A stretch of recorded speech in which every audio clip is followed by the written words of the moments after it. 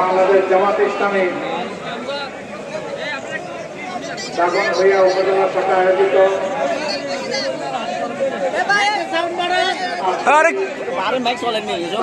সভার সম্মানিত সভাপতি উপজেলা আমির সঙ্গী বাংলাদেশ জামাত ইসলামী কেন্দ্রীয় নির্বাহী পরিষদের অন্যতম সদস্য অ্যাসিস্ট্যান্ট সেক্রেটারি জেনারেল জনাব মৌলানা এটিএম মাসুদ, কুমিল্লা মহানগরী সম্মানিত আমির, কেন্দ্রীয় কর্ম পরিষদ সদস্য জনাব কাজী বিন মোহাম্মদ, জেলা আমির, জেলা অঞ্চলের অন্যান্য নেতৃবৃন্দ, উপজেলা নেতৃবৃন্দ, ভাষী আল্লাহ শুকরিয়া আদায় করছি। আল্লাহ তাআলা আমাদের সামনে এক বছরের ভিতরে আরেকবার হাজির হওয়ার তৌফিক দান করলেন, আলহামদুলিল্লাহ। আগে যখন আসি তখন বন্যার পানিতে গোটা ফেনীমাস ছিল, তার পাশাপাশি নোয়াখালী এবং লক্ষ্মীপুর কুমিল্লা জেলার একটা অংশ একসাথে ভাসছিল, মনে হচ্ছিল সব মিলে একটা সাগর। মাঝখানে গ্রামগুলাকে মনে হয়েছিল কচুরি মানার মতো।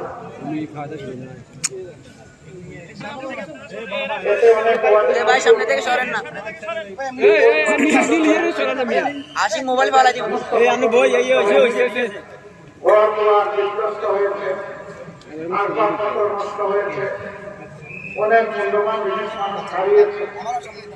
সেই কঠিন সময়ে যেভাবে আমাদের মন চেয়েছিল আপনাদের পাশে দাঁড়ানো, আমি ব্যক্তিগতভাবে সেটি পারিনি।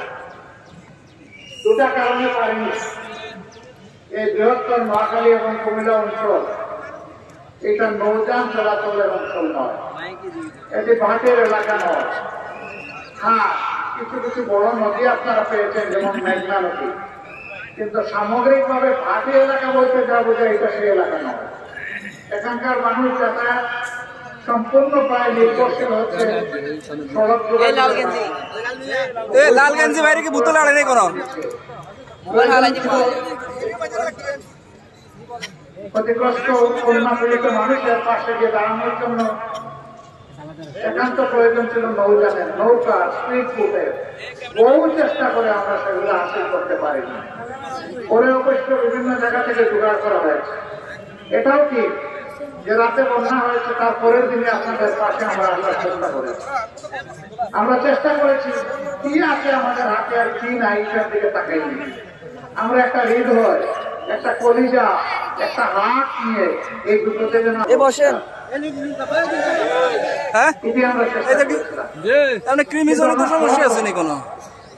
যাদের বাড়ি দিতে তারা দিন রাত চেষ্টা করেছেন আপনাদের পাশে থাকা। তারাও চেষ্টা করে সব জায়গায় যেতে পারেছে, কারণ একটাই। কিন্তু তারপরেও তারা কোথাও হাঁটা পানি, কোথাও কোমর পানি, কোথাও বুক পানি মারিয়ে তারা মানুষের দুয়ারে দুয়ারে যাওয়ার চেষ্টা করেছে, খবর নেওয়ার চেষ্টা করেছে। এটাই তো আমাদের কাজ। রাজনীতি তো মানুষের জন্য, আর বিশেষ করে মানুষ যখন কষ্ট থাকবে, রাজনীতিকরা যদি ওই সময়, রাজনৈতিক কর্মীরা যদি ওই সময় তাদের পাশে না দাঁড়ায়, এটা আবার কিসের রাজনীতি? ওই রাজনীতি জনগণের জন্য নয়, ওই রাজনীতি জনগণের সম্পদ লুণ্ঠন করে নিজেরকে এক মোটা করার। বাংলাদেশ জামাত ইসলামী ওই রাজনীতিতে বিশ্বাস করে না। 15.5 বছর আমাদের উপর প্রচন্ড তাণ্ডব চালানো হয়েছে। আমাদের নেতৃবৃন্দকে ফাঁসির রশিতে ঝুলানো হয়েছে। আল্লামা দিলওয়ার হোসেন সাঈদীর মতো কোরআনের পাখিকে মৃত্যুর দিকে ঠেলে দেওয়া হয়েছে। গোলাম আজম রাহিমাহুল্লাহর মতো ভাষা সৈনিককে অত্যন্ত করুণ ভাবে জেলে রেখে মৃত্যুর দিকে ঠেলে দেওয়া হয়েছে।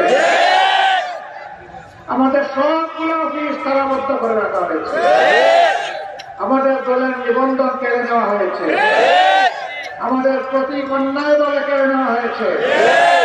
শেষ পর্যন্ত আমাদের দলকে বেদিশা হয়ে নিষিদ্ধ ঘোষণা করে কিন্তু আল্লাহর মেহেরবানি তাদের কোনো বাধাই আমাদেরকে জনগণ থেকে বিচ্ছিন্ন করতে পারে। আমরা জনগণের সাথে ছিলাম, পাশে ছিলাম। বিশেষ করে প্রিয় জনগণকে যখনই কোনো দুঃখে কষ্টে আমরা দেখেছি, আমি এবং আমার সহকর্মীরা প্রাণ করে সেখানে ছুটে যাওয়ার চেষ্টা করেছি।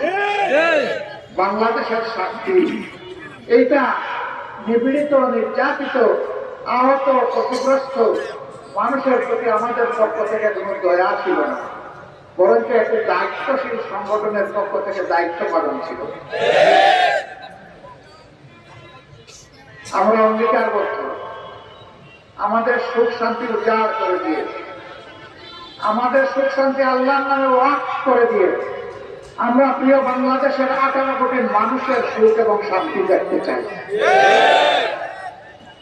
এতে যদি আরো ফাঁসির রশিদে ঢুকতে হয় প্রস্তুত, আরো জীবন দিতে হয় প্রস্তুত, আরো রক্তমালা গলায় নিয়ে রক্তমালায় দুকে দুকে জেলে যেতে হয় রাজি আছে। কিন্তু মানুষের মুক্তি না আসা পর্যন্ত আমাদের লড়াই অব্যাহত থাকবে।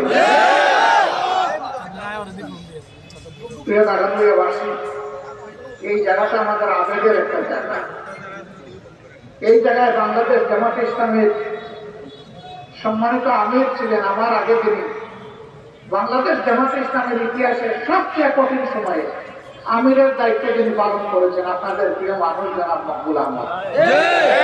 তিনি আপনাদের ভাই, আপনাদের সন্তান। এই জায়গায় তিনি জন্মগ্রহণ করেছিলেন। আমরা অত্যন্ত আনন্দিত এরকম একজন মানুষ, ভালো মানুষকে পেয়ে ফেনীবাসী থাকবেন। আল্লাহ তাআলার দরবারে শুকরিয়া, এরকম একজন নিষ্কলুষ মানুষ আল্লাহ ফেনীর মাটিতে জন্ম দিয়েছিলেন, এই দাগর ভুঁইয়ায় জন্ম দিয়েছিলেন। অমরপুর গ্রামে তার বাড়ি। আল্লাহ তাআলা সেই সময়টা থেকে নিয়ে আমাদেরকে তার জানাজায় হাজির হওয়ার সুযোগ দিয়েছিলেন। সেই সময় জানাজায় আমাদেরকে হাজির হতে দেওয়া হতো না। আমার বড় মেয়েটি সবচেয়ে বেশি আদর থাকে বড় মেয়ে আর ছোট সন্তানের জন্য। আমি যখন জেলে আমার মেয়েটির বিয়ে হয়েছে, সেদিন বাবা হিসাবে আমার অনুভূতি কি ছিল আপনারা চিন্তা করেন। আবার অনেকে জেলের ভিতরে আছেন, তার মা মারা গেছেন, বাবা মারা গেছেন, তাদের জানাজায় তাদেরকে হাজির হতে দেওয়া হয়নি। তখন যদিও দেওয়া হয়েছে, তার পায়ে বেড়ি করিয়ে, হাতে হ্যান্ডকাপ দিয়ে নির্মম নিষ্ঠুর ভাবে, অমানবিক ভাবে জানাজায় তাকে হাজির করা হয়েছে। ঘুমের ইতিহাস দীর্ঘ, খুনের ইতিহাস লম্বা, হৃদয় বিদারক। তার পাশাপাশি বাংলাদেশের মানুষের সম্পদ লুণ্ঠন করে, পকেট কেটে ডাকাতি করে 26 লক্ষ কোটি টাকা বিদেশে তারা পাচার। আমি যদি দেশকেই ভালোবাসি, তাহলে এই দেশই আমার আল্লাহর আখের ঠিকানা দুনিয়ায় হবে না কেন? দেশকে যদি ভালোবাসি, তাহলে আমি দেশের সাধারণ মানুষের টাকা চুরি করবো কেন? আমি কেন চাঁদাবাজি করব? আমি কেন দখল বাণিজ্য করব? আমি কেন মানুষকে হয়রান করে মামলা বাণিজ্য করবো? কেন মা বোনদের গায়ে হাত দেব? কেন মানুষের শান্তি কেড়ে নেব? যারা এইভাবে দেশের মানুষকে, সারা দেশকে একটা কারাগারে পরিণত করেছিল, আপনারাই বলুন, তারা কি দেশকে ভালোবাসে? যদি দেশকে তারা ভালোবাসতেন, পালা বদলের পরে তারা সাহস করে দেশেই থাকতেন। তারা কি থাকছেন? থাকলেন নাই। যখন দেশ থেকে যখন পালিয়ে গেলেন, এমনকি আপনাদের নেতারা কর্মীরা আফসোস করে বলল, হায়, আপনি এমন কি করে চলে যাবেন, একটিবারও বললেন না। আপনি যখন এমন কি করেই চলে গেছেন, তো এখন ওখানে থেকে পুষ্পাস করেন কেন? এই জাতি তো আপনার শাসনে যা পাওয়ার পেয়ে গেছে। এখন জাতিকে যে দুঃশাসন উপহার দিয়েছেন, এখন আপনার পাওনাটা দেখার জন্য জাতি অপেক্ষা করছে। এটা ঠিক। এই দেশকে, দেশের মানুষকে ভালোবাসে। এই জন্য আমরা বলেছিলাম পরিবর্তনের ওই দিনটাতেই 5 তারিখ আগস্ট মাসে যে না, আমরা দল এবং ব্যক্তিগতভাবে কারোর উপর প্রতিশোধ নেব না। তবে অবশ্যই যারা নিহত হয়েছে তাদের বিচার পাওয়ার অধিকার আছে। আল্লাহ তাআলা কোনের বদলা কোন নির্ধারিত করে দিয়েছে। নিজেদেরকে বিচারের মাধ্যমে অবশ্যই ফাঁসের রশিতে চলতে হবে। এটি ন্যায় বিচারের দাবি। তাহলে ভবিষ্যৎ এইভাবে নিরীহ মানুষকে আর কেউ খুন করার সাহস করে। তবে এর সব থেকে বড় দায় হবে সুপিরিয়র কমান্ড রেসপন্সিবিলিটি যার, তার উপরে। যিনি বাংলাদেশের প্রধান নির্বাহী তখন ছিলেন তার উপরে। তিনি সেই কুখ্যাত প্রধানমন্ত্রী। 1 নম্বরের দায় তার। আমার সম্মানিত ভাইরা, তারা তো দেশটাকে সর্বনাশ করবে। এখন আমরাও কি বাকিটা সব শেষ করে দেব? এই দেশ আমাদেরকে গড়তে হবে। কোন দেশ চাই? ওই দেশটা চাই। আমাদের সন্তানেরা যে স্লোগান দিয়েছে যে আমরা উই ওয়ান্ট জাস্টিস, আমরা ন্যায় বিচারের একটা সমাজ চাই, আমরা বৈষম্যহীন একটা সমাজ চাই, দুর্নীতিমুক্ত একটা সমাজ চাই, চাঁদাবাজ দখলদার মুক্ত একটা সমাজ চাই, দুঃশাসন মুক্ত সমাজ চাই। এই সব মিলে আমরা একটা মানবিক বাংলাদেশ চাই। ফেনীর মানুষ শিক্ষিত, ভদ্র, স্বচ্ছ, জ্ঞানী। 5 আগস্টের পরে ফেনী থেকে চাঁদাবাজি, দখলদারি, ঘুষ বাণিজ্য, মামলা বাণিজ্য, আলহামদুলিল্লাহ এখন এগুলা কিছুই নাই, সব শেষ হয়ে গেছে। ওমা এখানেও আছে, হাত পাল্টাইছে, শুধু হাত পাল্টাইছে, শুধু হাত পাল্টাইছে। জঙ্গল থেকে কেউ এসে করে, এই এলাকার মানুষেরা করে। তাদের কাছে বিনীত অনুরোধ, ভাই, বন্ধু, ছেলে, তোমাদের কাছে একান্ত অনুরোধ জানাই, দয়া করে আমাদের শহীদদের রক্তের প্রতি অন্তত কিছুটা সম্মান দেখাও। আমাদের শহীদরা, আমাদের সন্তানেরা, আমাদের ভাই বোনেরা এই জন্য রক্ত দেয়নি যে এক চাঁদাবাজ বিদায় নিয়ে আবার আমার হাতে চাঁদাবাজের চাবি তুলে দিবে, এই জন্য তো তারা রক্ত দেয়নি। তোমরা আল্লাহর ওয়াস্তে, আমরা জানতে চাই না কোন দলের কোন ধর্মের, বাংলাদেশের মানুষ, তোমরা মেহেরবানি করে এই শহীদদের রক্তের প্রতি, তাদের জীবনের প্রতি, তাদের শাহাদাতের প্রতি তোমরা সম্মান প্রদর্শন করো এবং এগুলো বন্ধ করো।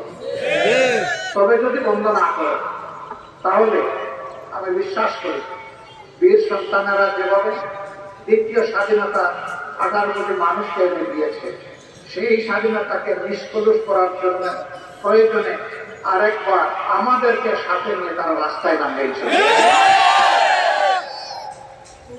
আমরা চাই না শেখ হাসিনা এবং আওয়ামী লীগের যে পরিণতি হয়েছে সেটা অন্য কারো হয়। আমরা এটা বিশ্বাস করি এই দেশের সকল রাজনৈতিক দল নির্যাতিত ছিল, নিপীড়িত ছিল, শুধুমাত্র স্বৈরাচারিণী হাসিনা এবং তার দূষর আছে। সবারই দলীয় কর্মীরা, সহকর্মীরা, নেতারা নিহত হয়েছে, খুন হয়েছে ওদের হাতে, রাক্ষসদের হাতে, খুনিদের হাতে, পঙ্গু হয়েছে, গুম হয়েছে, নির্যাতিত হয়েছে, জেলে গিয়েছে, শত শত মামলা গলায় নিয়ে দেশের এক প্রান্ত থেকে আরেক প্রান্তে নিরাপত্তাহীন ভাবে ঘোরাফেরা করেছে। সকলের প্রতি আসুন আমরা সম্মান প্রদর্শন করি। মজলুমের প্রতি, মজলুম হয়েও যদি আমরা মজলুমের কষ্ট না বুঝি তাহলে আমরা আল্লাহর হেদায়েত পাবো কি? এই জন্য সকলের প্রতি আবারও বিনীত অনুরোধ, অপকর্মগুলো ছেড়ে দিন এবং ন্যায় নীতির একটা বাংলাদেশ গঠনে সকলে ঐক্যবদ্ধ হব। সবার হাত আমরা একটা জায়গায় নিয়ে আসি।